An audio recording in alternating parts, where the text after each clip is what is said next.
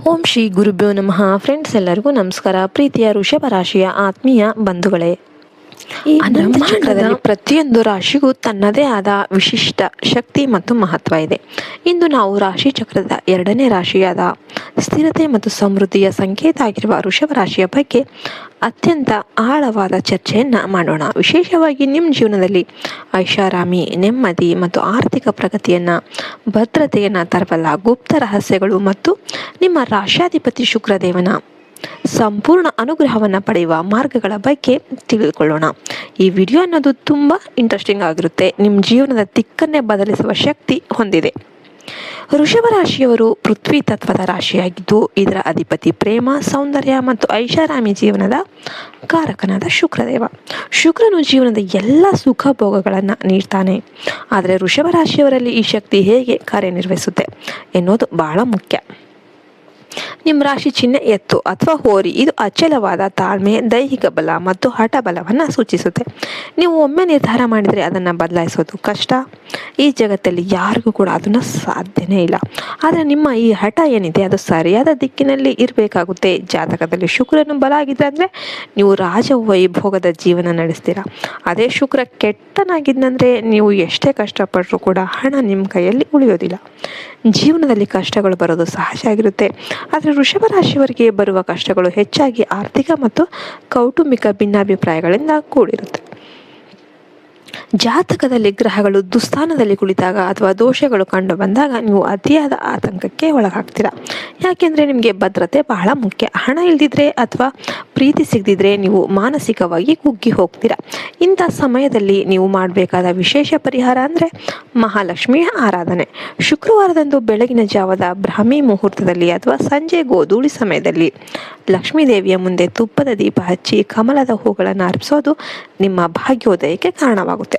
ವೃಷಭ ರಾಶಿಯವರ ವ್ಯಕ್ತಿತ್ವ ಬಗ್ಗೆ ಹೇಳೋದಾದರೆ, ನೀವು ತುಂಬ ನಿಧಾನವಾಗಿ ಕೆಲಸ ಮಾಡುವವರಂತೆ ಕಂಡರೂ ಕೂಡ ನೀವು ಮಾಡುವ ಪ್ರತಿಯೊಂದು ಕೆಲಸ ಅತ್ಯಂತ ಪರಿಪೂರ್ಣವಾಗಿ ಪರ್ಫೆಕ್ಟ್ ಆಗಿ ಇರುತ್ತೆ.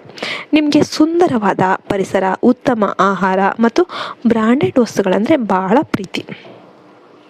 ಶುಕ್ರನ ಪ್ರಭಾವದಿಂದ ನಿಮ್ಮ ಮುಖದಲ್ಲಿ ಒಂದು ಆಕರ್ಷಣೆ ಇರುತ್ತೆ. ಜನರನ್ನು ಸುಲಭವಾಗಿ ನಂಬದ ನೀವು ಒಮ್ಮೆ ಸ್ನೇಹ ಬೆಳೆಸಿದರೆ ನಿಮ್ಮನ್ನು ಜೀವನ ಪರ್ಯಂತ ಉಳಿಸ್ಕೊಳ್ತೀರಾ. ಆದರೆ ನಿಮ್ಮಲ್ಲಿರುವ ಮೌನ ಕೆಲವೊಮ್ಮೆ ಇತರರಿಗೆ ತಪ್ಪು ಸಂದೇಶ ನೀಡಬಹುದು. ನೀವು ಮಾತನಾಡಬೇಕಾದ್ರೆ ಬಹಳ ಯೋಚನೆ ಮಾಡಿ ಮಾತನಾಡ್ತೀರಾ. ಇದು ನಿಮ್ಮ ಪಕ್ವತೆಯನ್ನು ತೋರಿಸುತ್ತೆ. ಆರ್ಥಿಕ ದೃಷ್ಟಿಯಿಂದ ನೋಡಿದಾಗ ವೃಷಭ ರಾಶಿಯವರು ಹುಟ್ಟುತ್ತಲೇ ಕುಬೇರ ಯೋಗದ ಅಂಶಗಳನ್ನು ಹೊಂದಿರ್ತಾರೆ. ಹಣವನ್ನು ಎಲ್ಲಿ ಹೂಡಿಕೆ ಮಾಡಬೇಕು ಮತ್ತು ಅದನ್ನು ಹೇಗೆ ಉಳಿಸ್ಬೇಕು ಅನ್ನೋದು ನಿಮಗೆ ಜನ್ಮಜಾತವಾಗಿ ತಿಳಿದಿರುತ್ತೆ. ಆದರೆ ಐಷಾರಾಮಿ ಜೀವನದ ವ್ಯಾಮೋಹಕ್ಕೆ ಬಿದ್ದು ಕೆಲವೊಮ್ಮೆ ಅತಿಯಾದ ಖರ್ಚು ಮಾಡಬಹುದು. ಇದನ್ನು ನಿಯಂತ್ರಿಸಿದರೆ ನೀವು ಈ ಸಮಾಜದ ಅತ್ಯಂತ ಶ್ರೀಮಂತ ವ್ಯಕ್ತಿಗಳ ಪಟ್ಟಿಗೆ ಸೇರಬಹುದು. ನಿಮಗೆ ಭೂಮಿ, ಚಿನ್ನ ಮತ್ತು ಸ್ಥಿರ ಆಸ್ತಿಯ ಮೇಲೆ ಹೂಡಿಕೆ ಮಾಡೋದು ಅತ್ಯಂತ ಲಾಭದಾಯಕವಾಗಿರುತ್ತೆ. ಜ್ಯೋತಿಷ್ಯ ಶಾಸ್ತ್ರದ ಪ್ರಕಾರ ನಿಮ್ಮ ರಾಶಿಗೆ ಅಷ್ಟಲಕ್ಷ್ಮಿಯರ ಕೃಪೆ ಸದಾ ಇರುತ್ತೆ. ಕೇವಲ ನೀವು ನಿಮ್ಮ ಸೋಮಾರಿತನವನ್ನು ಬಿಟ್ಟು ಶ್ರಮ ಪಡಬೇಕು ಅಷ್ಟೇ. ನೀವು ವೃತ್ತಿ ಜೀವನಕ್ಕೆ ಬಂದರೆ ನೀವು ಬ್ಯಾಂಕಿಂಗ್, ಹಣಕಾಸು, ಕೃಷಿ, ಆಹಾರ, ಉದ್ಯಮ, ಫ್ಯಾಷನ್ ಮತ್ತು ಕಲಾತ್ಮಕ ಕ್ಷೇತ್ರಗಳಲ್ಲಿ ಅದ್ಭುತವಾಗಿ ಮೆಂತೀರಾ. ನೀವು ಕೆಲಸ ಮಾಡುವ ಜಾಗದಲ್ಲಿ ನಂಬಿಕಸ್ಥ ವ್ಯಕ್ತಿಯಾಗಿ ಗುರುತಿಸಿಕೊಳ್ತೀರಾ. ಮೇಲಾಧಿಕಾರಿಗಳು ನಿಮ್ಮ ಮೇಲೆ ಸಂಪೂರ್ಣ ನಂಬಿಕೆ ಇಡ್ತಾರೆ. ಆದರೆ ನಿಮಗೆ ಬದಲಾವಣೆಯನ್ನು ಒಪ್ಪಿಕೊಳ್ಳುವ ಗುಣ ಸ್ವಲ್ಪ ಕಡಿಮೆ ಇರುತ್ತೆ. ಜಗತ್ತು ವೇಗವಾಗಿ ಬದಲಾಗ್ತಾ ಇರಬೇಕಾದ್ರೆ ನೀವು ಕೂಡ ಹೊಸ ತಂತ್ರಜ್ಞಾನ ಮತ್ತು ಪದ್ಧತಿಗಳಿಗೆ ಹೊಂದಿಕೊಳ್ಳೋದು ನಿಮ್ಮ ಉನ್ನತಿಗೆ ಪೂರಕವಾಗಿರುತ್ತೆ. ನಿಮ್ಮ ತಾಳ್ಮೆನೇ ನಿಮ್ಮ ಅತಿ ದೊಡ್ಡ ಶಕ್ತಿ, ಆಸ್ತಿ. ನೀವು ನಿಮ್ಮ ಜೀವನದಲ್ಲಿ ಏಳಿಗೆ ಪಡಿಬೇಕಂದ್ರೆ ಬ್ರಾಹ್ಮಿ ಮುಹೂರ್ತದಲ್ಲಿ 3:33 AM ಅಲ್ಲಿ ಎದ್ದು ರಾಘವೇಂದ್ರ ಸ್ವಾಮಿಗೆ ತುಪ್ಪದ ದೀಪವನ್ನು ಹಚ್ಚಬೇಕಾಗುತ್ತೆ. ನೀವು ಈ ಥರ ಮಾಡೋದ್ರಿಂದ ಕೇವಲ ಕೆಲವೇ ವಾರಗಳಲ್ಲಿ ನಿಮಗೆ ಅದ್ಭುತವಾದ ಒಂದು ಆರ್ಥಿಕ ಪ್ರಗತಿ ಅನ್ನೋದು ಉಂಟಾಗುತ್ತೆ. ನೀವು ಆರೋಗ್ಯದ ದೃಷ್ಟಿಯಿಂದ ನೋಡೋದಾದರೆ ವೃಷಭ ರಾಶಿಯವರು ಹೆಚ್ಚಾಗಿ ಗಂಟಲು, ಕುತ್ತಿಗೆ ಮತ್ತು ಥೈರಾಯ್ಡ್ ಸಮಸ್ಯೆಯ ಬಗ್ಗೆ ಜಾಗ್ರತೆ ವಹಿಸಬೇಕು. ನೀವು ಆಹಾರ ಪ್ರಿಯರು ಆದ್ದರಿಂದ ತೂಕ ಹೆಚ್ಚಾಗುವ ಸಾಧ್ಯತೆ ಇರುತ್ತೆ.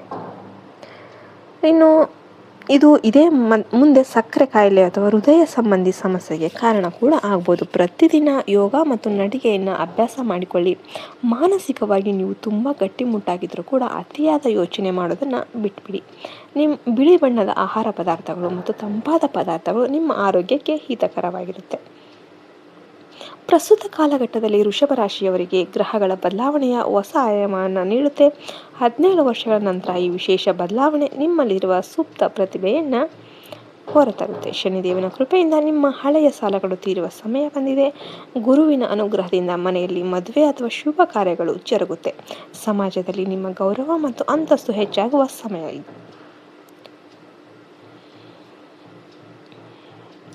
ನಿಮಗೆ ಈ ವಿಡಿಯೋ ಇಷ್ಟ ಆಯಿತು ಅಂದರೆ ವಿಡಿಯೋಗೆ ಒಂದು ಲೈಕ್ ಕೊಡಿ. ನೀವು ನಿಮ್ಮ ಜೀವನದಲ್ಲಿ ಇನ್ನಷ್ಟು ಉಜ್ವಲ ಭವಿಷ್ಯ ಬೇಕು ಅಂತಂದರೆ ಕೆಲವು ಪರಿಹಾರಗಳನ್ನು ಮಾಡಿ. ಪ್ರತಿದಿನ ಸ್ನಾನ ಮಾಡುವ ನೀರಿಗೆ ಸ್ವಲ್ಪ ಏಲಕ್ಕಿ ಪುಡಿ ಮತ್ತು ಶ್ರೀಗಂಧವನ್ನು ಬೆರೆಸಿ ಸ್ನಾನ ಮಾಡಿ. ಇದು ಶುಕ್ರನನ್ನು ಬಲಪಡಿಸುತ್ತೆ. ಶುಕ್ರವಾರದಂದು ಹೆಣ್ಮಕ್ಕಳಿಗೆ ಸಿಹಿ ತಿಂಡಿ ಅಥವಾ ಬಟ್ಟೆ ದಾನ ಮಾಡಿ. ಹಸುವಿಗೆ ಬೆಲ್ಲ ಮತ್ತು ಅಕ್ಕಿಯನ್ನು ತಿನ್ನಿಸೋದು ನಿಮ್ಮ ಮನೆಯ ಆರ್ಥಿಕ ಸಮಸ್ಯೆಯನ್ನು ನೀಗಿಸುತ್ತೆ. ವಜ್ರ ಅಥವಾ ಬಿಳಿ ಹರಳನ್ನು ಧರಿಸೋದು ನಿಮಗೆ ಅತ್ಯಂತ ಅದೃಷ್ಟವನ್ನು ತಂದುಕೊಡುತ್ತೆ. ಯಾವಾಗಲೂ ಸ್ವಚ್ಛವಾಗಿ ಮತ್ತು ಸುಗಂಧ ದ್ರವ್ಯಗಳನ್ನು ಬಳಸಿ ಇರಲು ಪ್ರಯತ್ನ ಮಾಡಿ. ಇದರಿಂದ ನಿಮ್ಮ ಸುತ್ತಲಿನ ಸಕಾರಾತ್ಮಕ ಶಕ್ತಿ ಹೆಚ್ಚಾಗುತ್ತೆ. ವಿಡಿಯೋ ಇಷ್ಟ ಆಯಿತು ಅಂದರೆ ವಿಡಿಯೋಗೆ ಒಂದು ಲೈಕ್ ಕೊಟ್ಟು ಜೈ ಶ್ರೀರಾಮ್ ಅಂತ ಕಮೆಂಟ್ ಮಾಡಿ. ಜೈ ಹಿಂದ್, ಜೈ ಭಾರತ್ ಮಾತೆ. ಹರಿ ಓಂ ತತ್ಸತ್. ಸರ್ವೇ ಜನೋ ಸುಖಿನೋ ಭವಂತು.